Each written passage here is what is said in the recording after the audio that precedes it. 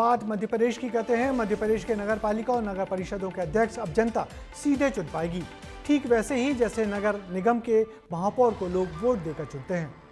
पहले नगर पालिका और नगर परिषदों के पार्षद ही अपने अध्यक्ष को बहुमत से अपने बीच से चुनते थे, मगर आज राज्य सरकार ने इस पद्धति को बदल दिया।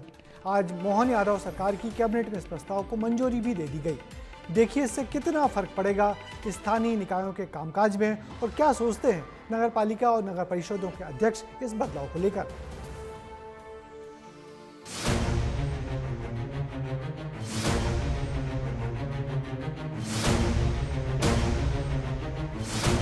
जैसे आप अपने सांसद विधायक को चुनते हैं, जैसे आप मध्य प्रदेश में महापौर को चुनते हैं, अब वैसे ही नगर पालिका और नगर परिषद के अध्यक्ष भी चुने जाएंगे।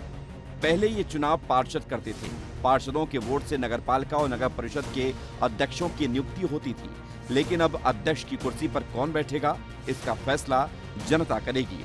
सूबे की मोहन सरकार ने पुरानी व्यवस्था को बदलने का फैसला लिया है। कैबिनेट से मंजूरी मिल गई है और जल्द ही सरकार अध्यादेश लाकर प्रत्यक्ष प्रणाली से चुनाव कराएगी। पहले हमारे यहाँ डायरेक्ट इलेक्शन होते थे लोकल बॉडीज़ के, पर जब पिछली बार चुनाव हुए तो उस समय कोविड का सेशन था, तो सरकार ने डायरेक्ट से इनडायरेक्ट चुनाव कर दिए थे और उसकी बहुत सारी परेशानियों को लेकर हमें सामना करना पड़ रहा। अभी से हमने इस बार, जैसे कि अभी 2 साल हैं, लोग अपनी तैयारी भी कर सके, तो हम एक बिल ला रहे हैं यहाँ पर, अध्यादेश ला रहे हैं अभी, कि अगला चुनाव जब भी होगा, जब डायरेक्ट इलेक्शन होगा। सरकार मुहर लगा चुकी है कि जनता ही निगम और परिषद के अध्यक्षों को चुनेगी। बीजेपी के नेता इस फैसले से खुश हैं, तो वहीं कांग्रेस इस फैसले को लेकर सरकार से सवाल पूछ रही है। भारतीय जनता पार्टी की जो है ट्यूबलाइट 6-7 साल बाद जलती है, और ये जो है कमलनाथ जी का फैसला था। कमलनाथ जी ने चुनाव डिक्लेयर किए थे डायरेक्ट, तो इन्होंने बदल के उसको इनडायरेक्ट कर दिया। अब जो है ख्याल आ रहा है 6 साल बाद ट्यूबलाइट जल रही है कि अब ये चुनाव डायरेक्ट होना चाहिए। आपने जो है लोकतांत्रिक तरीके से जो सच्चा जनप्रतिनिधित्व पैदा होने के अवसरों पर आपने जो है कुठाराघात की, उनकी हत्या कर दी। 6 साल तक आप उस पर बैठे रहे। अब कह रहे हैं कि हम साहब जो है पारदर्शिता लाएंगे। 2025 के इस फैसले का असर 2027 से दिखना शुरू होगा। 2027 के निकाय चुनाव में ये व्यवस्था लागू होगी। इसके बाद जनता सीधे अध्यक्ष का चुनाव करेगी। सरकार का कहना है कि इससे पारदर्शिता बढ़ेगी। हाल ही में कई ऐसे मामले सामने आए हैं जहां पर कई निकायों में पार्षदों ने अध्यक्ष के खिलाफ अविश्वास प्रस्ताव पेश किया है।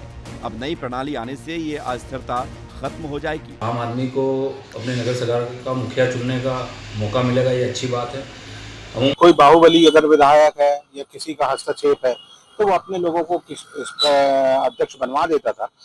मैं मोहन कैबिनेट की इस फैसले की बहुत ही सराहना करता हूँ और बहुत ही अच्छा निर्णय है। ये बेहद स्वागत योग्य फैसला है, क्योंकि नगरीय निकाय में जो अध्यक्ष होता है वो शहर के जो विकास है उसमें उसका बहुत महत्वपूर्ण योगदान होता है। जब जनता उसे चुनेगी तो निश्चित रूप से वो जनता की पसंद होगी और वो शहरी विकास में बहुत महत्वपूर्ण योगदान निभाएंगे।